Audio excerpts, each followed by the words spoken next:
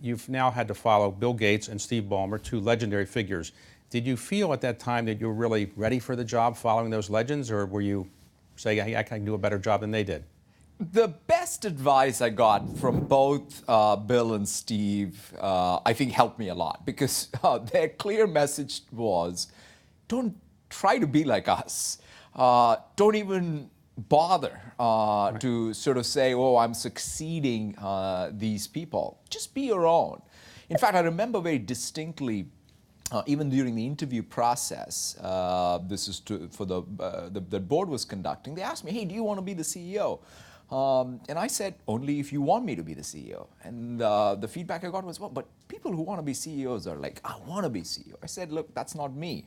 And I remember going and talking to Steve, and he says, yeah, just be yourself. It's too late to change. Since you've been the CEO, 3.5 years, the stock is up about, I guess it's about 120%. When you go to your annual shareholder meetings, do you get a standing ovation for what you've done? No, I get a lot of people asking me, hey, look, go come home and fix my computer. Okay. You are a native of India. What part of India? I was born in Hyderabad, which is in the central part of India. And so growing up, your parents doted on you, I assume? Yeah, they did. And they told you were going to be Prime Minister or something important in the country. What did they want you to be? They just wanted me to stop playing cricket and take my studies a little more seriously. Now, you were an avid cricket player. Is that right? Yes, that is correct. I was in love with it, yeah. And when did you realize you weren't going to be a professional cricket player? Pretty soon. Quickly, I realized that at best, I would play, what is considered perhaps first-class cricket in India, but I was not going to go much further than that.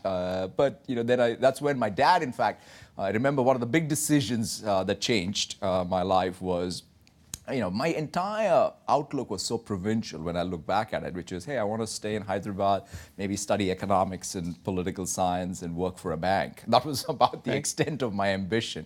And he looks at me and he says, what are you doing? You got to get out of this place. And so he pushed me out to get to an engineering school, and that pretty much, of course, defined the trajectory afterwards. Your father was a member of the senior civil service, which is an important position, I guess, in India. Is that right?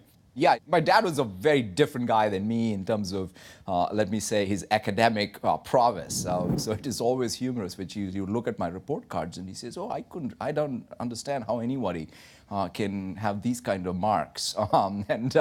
But the nice thing about it was he would say it in such endearing ways that it never made me feel bad. You mean the marks weren't high enough or weren't? Not high enough. They weren't high enough. Because, the guy had never met an exam he didn't ace, as he would say. Okay. And so he was like, it was astounding to me that he would have a son who couldn't ace an exam. Now, your father's still alive. Yes. And he must be very proud of what you've achieved. Not enough.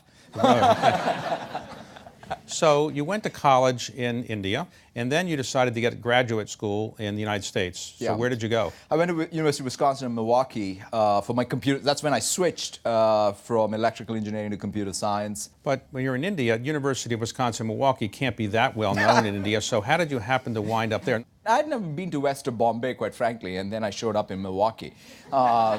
Did you have a winter coat, or what? That was my first very valued possession in life, a winter coat, which is very important. Unfortunately, I'd picked up this bad habit of smoking in India in college, and the one nice thing about going to school in Milwaukee is if you're a smoker, you had to go out in the winter and smoke. And that one winter in Milwaukee cured me of my smoking habit. Wow, good. So you got a job after you graduated at Sun Microsystems. And what was your job there? I was a software developer. Okay. And then you got recruited to go to another company called Microsoft. And that was in 1992? That's right.